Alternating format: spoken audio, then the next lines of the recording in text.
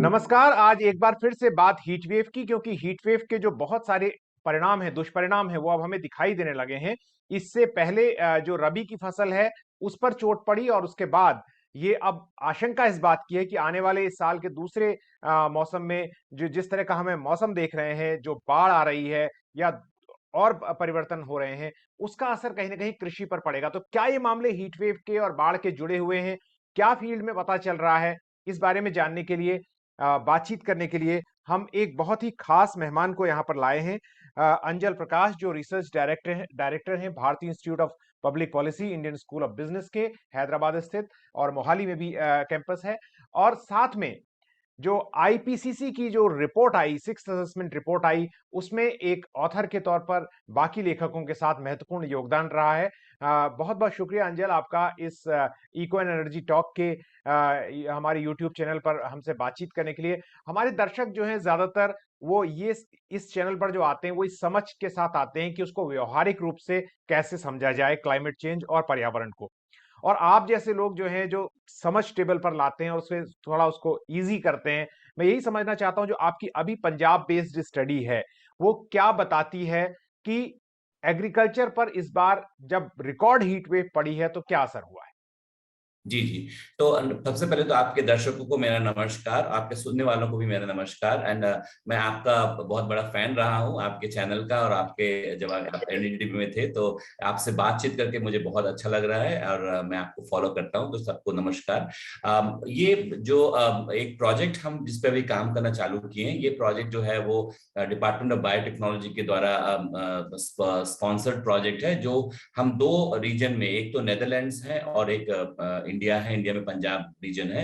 इस दोनों रीजन पे हम climate change, specially climate smart agriculture पे हम काम कर रहे हैं। और पंजाब जो हमने इसलिए चुना क्योंकि पंजाब में ग्राउंड वाटर इरिगेशन बहुत ज्यादा हो रहा है। और पंजाब जो कि जहाँ की नदियों का जाल था पहले, आज वहाँ जो है लोग ग्राउंड वाटर से सिंचाई कर रहे हैं, और उसके कारण बहुत सारे प्रॉब्लम आ रहे हैं। तो आप पंजाब के एग्रीकल्चर के बारे में तो सब कुछ जानते हैं। मैंने जो फील्ड वर्क किया, एक करीब एक सप्ताह मैं घूमा हूँ just for the pre requisite of the project. मैंने बहुत सारे लोगों से बातचीत की, तो जो चीज सामने निकल के आ रही है कि जो इस बार अर्ली हीट वेव आया, क्योंकि पहले क्या होता है कि एक स्प्रिंग का मौसम आता है जनवरी फरवरी के अराउंड, जिसमें थोड़ा सा परिपक्वता आती है जो वीट के वीट में है। तो उसमें क्या हुआ कि इस बार जो हमने हमें बता रहे हैं, फार्मर्स लोग बता रहे हैं कि बार 20% जो है उसमें प्रॉब्लम्स आए। मतलब कि पहले जो वीट का प्रोडक्शन है उसमें इस बार 20% की कमी होने वाली है, 20 से 25% depending on where you are. तो ये वो कह रहे हैं, फार्मर्स ये एट्रीब्यूट कर रहे हैं कि ये जो है अर्ली हीट वेव के कारण हुआ है। तुरंत से मौसम जो है एकदम गर्म हो गया है, हम्म। जो कि वीट के लिए खतरनाक साबित हुआ है। बहुत सारा उन्होंने प्रॉब्लम हुआ है। तो ये जो फसल पकने का एक एक तरीका होता है, धीरे धीरे गर्मी जी बढ़ती है, ठंड से हम जी जी निकल के बाहर आते हैं और स्प्रिंग जी आता है और फिर गर्मी में आते हैं। तो उनका ये कहना है, शायद आप बता रहे थे कि एकदम सडन चेंज जो हो गया टेम्परेचर का, उसने फसल को जी। चौपट किया काफी हद तक। एब्सोल्युटली। जी जी जी जी जी। तो ये और उसके उसका जो एक और मसला ये है कि जब फार्मर्स को ये पता नहीं कि क्या करें क्या, हम्म। अगर इस तरह का मौसम हो जाता है खतरनाक चेंज, उनके उनके उनका मौसम के परिवर्तन पे तो कोई जोर है नहीं। हम्म। अभी देखिए, तो ग्राउंड वाटर इरिगेशन कर सकते हैं आप, जो आपके हाथ में आप वही कर सकते हैं। तो ये बहुत बड़ा मसला है उनके लिए, और इसमें हमें काम करने की बहुत जरूरत है। तो जिस तरह से हम बाढ़ देख रहे हैं, असम के तकरीबन 34 जिले, अब 34 में से 32 अगर हैं तो फिर मैं पूरे ही जिले कहूंगा, वो बाढ़ में है, किसी न किसी रूप में प्रभावित हुए हैं। और वहां से भी बहुत सारी फसल आती है। फिर बंगाल है, और बिहार में हमने 2019 में तो ये देखा कि पहले हीट वेव पड़ रही थी जुलाई के मध्य तक, और उसके बाद फिर वहां बाढ़ ही आ गई। तो ये चीजें भी आपस में जुड़ी हुई हैं क्या? इरेटिक वेदर, अगर बहुत ज्यादा असामान्य गर्मी पड़ेगी तो फिर असामान्य बाढ़ भी आ सकती है, असामान्य फिर टिड्डियों का प्रकोप भी हो सकता है, इस तरह से। जी जी। तो मैं दो रिपोर्ट, जो आईपीसीसी की रिपोर्ट थी जिसमें मैं जुड़ा हुआ था, पहली रिपोर्ट जो थी वो ओशियंस एंड क्रायोस्फीयर के प्रभाव के बारे में थी। ओशियन जो सिस्टम है, जो हमारा सामुद्रिक क्षेत्र है, और जो क्रायोस्फीयर है, जो ग्लेशियर क्षेत्र है, जो कि हिमालय के क्षेत्र हमारे हैं, इन दोनों में जो क्लाइमेट चेंज है उस पर क्या असर है, इसकी एक रिपोर्ट में मैंने काम किया पहले।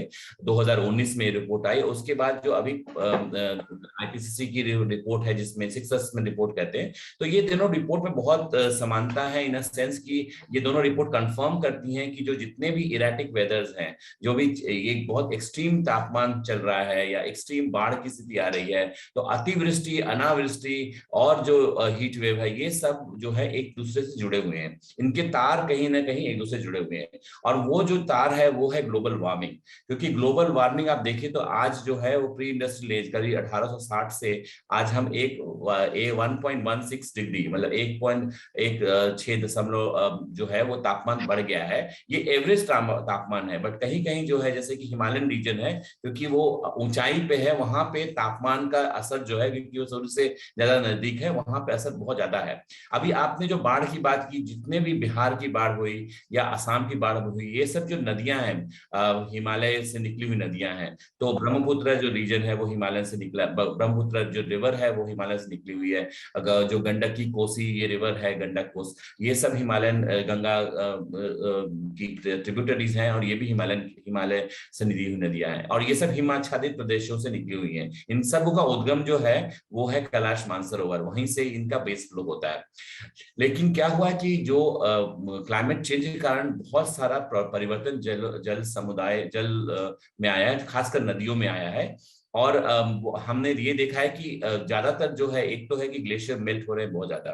दूसरा क्या हुआ है कि ये जो बारिश जो है उसमें बहुत असमानता आ गई है। कभी आपको बहुत ज्यादा बारिश हो जाएगी तो पूरे सीजन की बारिश 2 या 3 इवेंट में आ जाती है, एंड उसके कारण क्या है, बाढ़ की स्थिति हो जाती है। तो आज जो आप बाढ़ देख रहे हैं असम में, असम के लोगों को बाढ़ के रहने की आदत है। बहुत सारे जो रीजन है वो आते हैं, इवन बिहार में मैंने पश्चिम चंपारण में फील्ड वर्क किया है। हम जानते हैं कि लोग बाढ़ का इंतजार करते हैं, लेकिन इस तरह के बाढ़ का इंतजार नहीं करते हैं, क्योंकि बाढ़ भी जो है वो सिल्ट लेके आती है। बाढ़ के साथ बहुत सारा उनको फायदा होता है, उनके नदियों न्यूट्रिएंट्स में आते उनके हैं। बन जाते हैं। लेकिन जो बाढ़ है उसका जो जो प्रोपोर्शन है, it is increase like anything, and that's where the problem lies. जैसे पहले होता था ना, गांव में हम रहते थे तो चौमासा होता था, 4 महीने काला महीना भी कहते थे कि उसमें सूरज दिखता ही नहीं था, बहुत मंद मंद जी बारिश होती रहती थी, तो उसमें बहुत सारी चीजें पल्लवित होती थी। लेकिन अब स्थिति जैसा आपने खुद कहा कि there will be fewer days but massive rain, थोड़े से दिनों में ही सारी बरसात हो रही है, तो वो उसका एक अंतर है। लेकिन मैं फिर से एग्रीकल्चर पे ही अगर थोड़ा सा और बात करूं आपसे, इसका हमारी अर्थव्यवस्था पर, जीडीपी पर आप कैसा प्रभाव देख रहे हैं? क्योंकि हिंदुस्तान की अब भी 17% 17% जो है वो जीडीपी तो यहीं से आ रही है, और अनगेनफुली एम्प्लॉयड कहें चाहे कुछ भी कहें, 45% से ज्यादा लोग जो हैं वो इसी काम में लगे हुए हैं। जी जी। तो एक तो इसका जीडीपी पे बहुत ज्यादा असर, जैसे मैंने आपको बताया कि अगर 20% गेहूं के उत्पादन में कमी आएगी तो उससे डेफिनेटली जो है असर पड़ेगा जीडीपी पे। उससे ज्यादा मुझे ये लगता है कि जो लोग अभी भी हमारे पास 50 से 60% जो लोग हैं वो डायरेक्टली डिपेंडेंट हैं एग्रीकल्चर पे। आप किसी भी रीजन में चले जाएं तो आप समझिए कि अगर आधी आबादी एक किसी देश की आधी आबादी एक सेक्टर पे निर्भर हो, और वो सेक्टर जो है वो नेगेटिव ग्रोथ में जाए, या कभी उनका मतलब कि अभी आप जो देख रहे हैं, इसीलिए मैं जब जाता हूँ गाँव में तो मैं देखता हूँ कि जो गाँव के युवा हैं वो खेती करने में विश्वास नहीं रखते हैं, उनको पता है कि खेती जो है वो उस पर आप डिपेंडेंट नहीं रह सकते हैं। तो आप देखिएगा पलायन होता है, और एक स्टडी हुई है जो कि नेचर क्लाइमेट चेंज में बहुत इंटरेस्टिंग भी उन्होंने बताया है कि इस तरह से कहाँ से लोग कहाँ पलायन करते हैं। और आप इंडिया का अगर मैप देखेंगे, मैं आपको भेज दूंगा, आप शायद यूज कर सकें। उन्होंने बताया कि जो ईस्टर्न रीजन है, जो पॉवर्टी स्ट्रिकन है एरिया, स्टेट्स है हमारे, बिहार हो गया, बंगाल हो गया और उड़ीसा हो गया, वहां से लोग निकल करके वेस्टर्न रीजन, जैसे महाराष्ट्र हो गया, हैदराबाद हो गया, या साउथ में लोग जा रहे हैं। तो केरला इस तक तरह से लोग पहुंच जाते हैं। पलायन कर रहे हैं।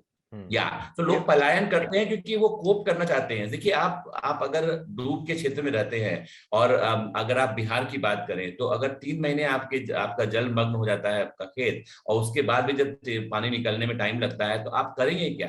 तो लोग क्या करते हैं कि आप just to get out of the problem वो लोग क्रेडिटर से लोन लेते हैं। तो आपने समझिए 50,000 लोन लिया है, 20,000 इवन 10,000 लोन लिया जस्ट टू सर्वाइव। वो लोन को चुकता करने के लिए, क्योंकि उसके लोन के बहुत ज्यादा इंटरेस्ट बहुत हाई होता है, कभी कभी 20% हाई हमने देखा है लोन का। तो उसको चुकता करने के लिए घर का 1 या 2 सदस्य जो मर्द है वो बाहर निकल जाता है, वो 4-5 महीने काम करता है और वो वापस पैसा भेजता है, और फिर इस तरह से जो चक्र है, और फिर अगले साल फिर बारिश हो जाती है। और पहले क्या था कि 3-4 साल में एक बार बारिश, बहुत ज्यादा बाढ़ आती थी। अब तो हर साल में और साल में 2-2 3-3 बार बाढ़ आ रहा है। तो इसके कारण तो आप देखिए कि जो जो नीचे का तबका है, जो बॉटम 40% है, वो बहुत ज्यादा अफेक्टेड है। और समवेयर हमारा जो सोशल पॉलिसीज है वो ट्यून नहीं है इस तरह के प्रॉब्लम्स को। तो आप, ये बहुत गूढ़ समस्या है जिसको समझने के लिए बहुत ज्यादा फील्ड वर्क करने की जरूरत है। आपको बॉटम अप प्लानिंग की जरूरत है, आपको लोगों से बात करने की जरूरत है, जैसे जो बहुत कम लोग कर रहे हैं। जी बिल्कुल, आपने ठीक कहा। और इस बात की तस्दीक जो आपने अभी बातें कही, आपके पास इसके प्रूफ हैं, आपने मैप की बात कही, ये तो हम अब भी देख ही रहे हैं कि जब कोविड के वक्त लोग लौट के आ रहे थे तो वो कहाँ से लौट रहे थे और किस जगह जा रहे थे। वो लोग उड़ीसा जाने के लिए कई दिनों तक ट्रेन में घूमते रहे, और केरल से कोई आ रहा है, कोई महाराष्ट्र से आ रहा है, कोई पुणे के इलाके से आ रहा है, कोई कोंकण से आ रहा है, क्योंकि उनको लगता है कि इन इलाकों में उन्हें काम मिल जाएगा और घर का कर्ज जो है वो चुकता होगा। इससे हट के अब हम थोड़ा सा ब्रॉड बात अगर कर लें तो क्लाइमेट चेंज को लेकर आप खतरे क्या देख रहे हैं, मैं सुनना चाहूंगा, खास तौर से बढ़ती ह्यूमिडिटी को देखते हुए। अभी जैसे एक खतरा तो यह है, मैं अपने दर्शकों को कह दूं और उस पर शायद आप कमेंट भी कर पाए, कि जो टिड्डियों के झुंड आते थे पहले, वो आके कहीं राजस्थान, पश्चिमी उत्तर प्रदेश तक रुक जाते थे, लेकिन अब हम देख रहे हैं कि उनकी क्षमता और बढ़ रही है आगे जाने की, क्योंकि स्थितियां ऐसी हैं कि वो रास्ते में ब्रीड कर रहे हैं। जी और जी है ना, जी। तो या उनकी संख्या बहुत ज्यादा है। तो इस तरह से ये तो एग्रीकल्चर को चट करने की बात है, लेकिन वैसे भी आप क्या खतरे बड़े देख रहे हैं इस वक्त क्लाइमेट चेंज से, क्लाइमेट साइंस की नजर से?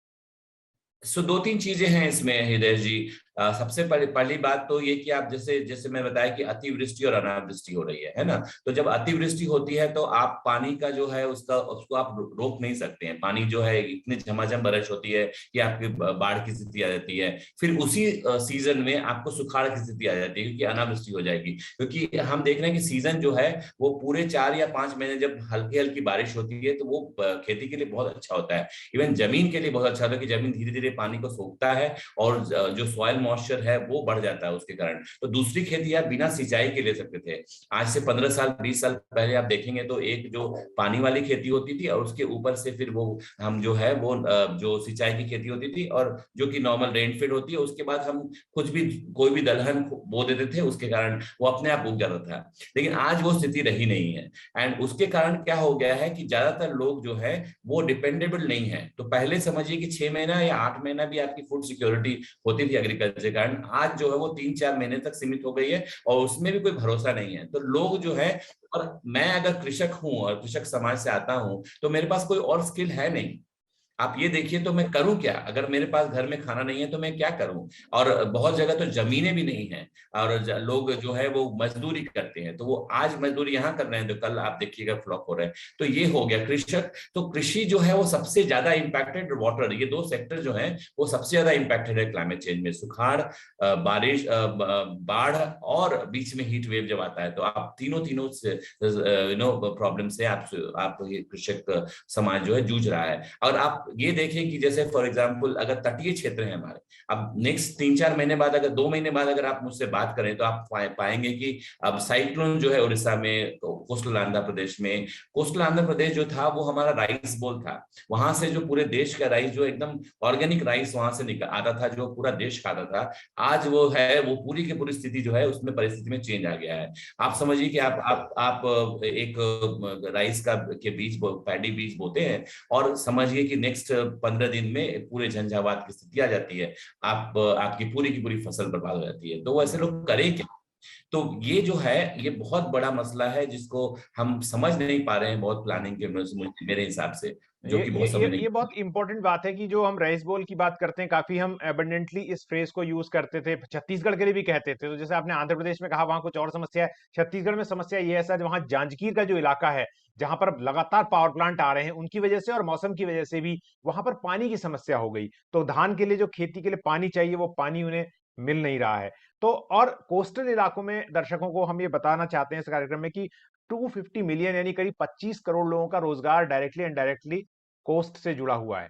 तो अब कोस्ट अगर खराब हो रहे हैं, नमी वहां पर अगर सैलिनिटी बढ़ रही है या बार बार साइक्लोन आ रहा है, पानी भर रहा है, तो बहुत बड़ी एक समस्या है। आखिर में एडेप्टेशन और मिटिगेशन के नजर से आपका एक कमेंट चाहते हैं, वो क्या किया जा सकता है? जैसे उदाहरण के लिए मैंने सुंदरवन में देखा था, बांग्लादेश वाले सुंदरवन में, वहां पर लोग क्रैब फार्मिंग कर रहे हैं क्योंकि साउथ ईस्ट एशिया में क्रैब्स की डिमांड है। उन्होंने खेती करना छोड़ दिया बार बार आइला के बाद से, जब से पानी भरा।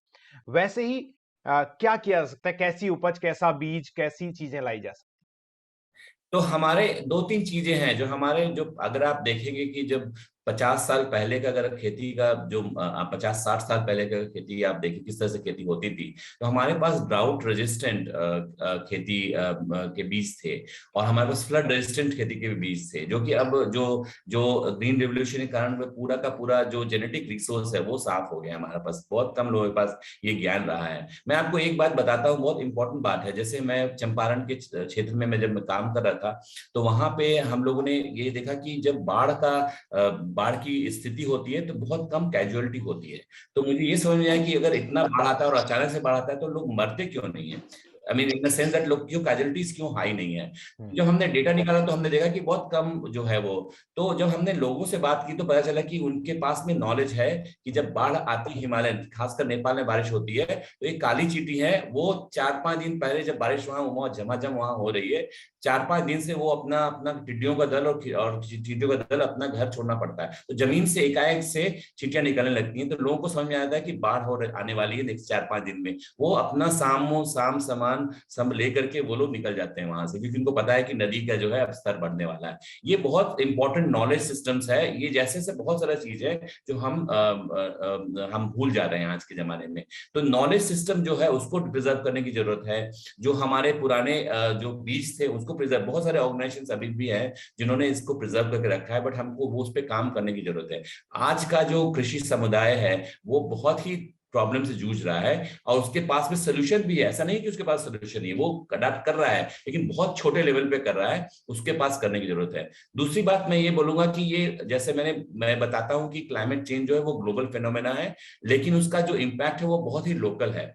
तो डिस्ट्रिक्ट लेवल, सब डिस्ट्रिक्ट लेवल पे प्लानिंग करने की जरूरत है कि किस तरह से हम क्या करें कि जिससे लोगों की हो जाए। एक लास्ट पॉइंट आपको मिटिगेशन का करूंगा। तेलंगाना राज्य में बहुत इंपॉर्टेंट एक इंटरेस्टिंग प्रोग्राम है जिसको हरिताहरम प्रोग्राम कहते हैं।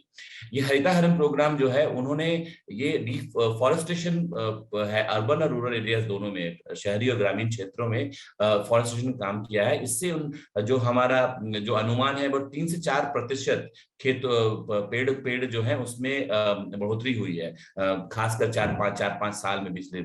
और उन्होंने क्यों किया ऐसा प्रोग्राम, उन्होंने इसको पॉलिटिकल लीडर्स के साथ में जोड़ दिया है। जो पंचायत में कुछ अमेंडमेंट किया है जिससे कि सरपंच जो है वो डायरेक्टली रिस्पॉन्सिबल है कि सैपलिंग जो है वो जिंदा रहे। तो बहुत सारे चीज है। मैं लास्ट पॉइंट ये बोलूंगा कि सब चीज का जो जोड़ है वो पॉलिटिकल विल पे जाता है। जब तक ये पॉलिटिकल विल नहीं होगा ये चेंजेस नहीं आएंगे। तो मैं चाहता हूं कि जो गांव के स्तर पे जो पंचायत राज इंस्टीट्यूशन जो हमारे हैं उनको ये आवाज उठाने की जरूरत है, उनके साथ काम करने की जरूरत है, जिससे कि हम चेंजेस ला सकें। तो बहुत बहुत शुक्रिया। अभी हम क्योंकि काफी लंबे समय से हीट वेव पर, क्लाइमेट चेंज पे बात कर रहे हैं, जब से आप लोगों की रिपोर्ट आई है, और अब सिंथेसिस रिपोर्ट जो है सितंबर में आएगी, तब आपसे और बात करेंगे। लेकिन आपने एग्रीकल्चर पर जो बताया उसके लिए आपका बहुत बहुत शुक्रिया। हम आगे भी आपसे बात करते रहें। Thank you so much. नमस्कार।